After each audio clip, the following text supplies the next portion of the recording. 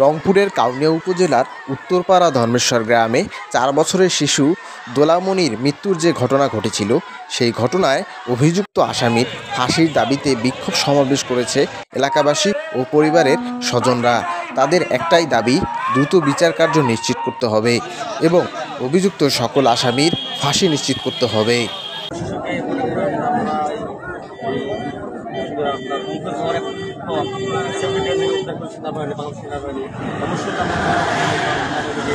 আমাদের পাশে থেকে ঘটনার মূল তাদের গ্রেফতার করতে পেরেছে।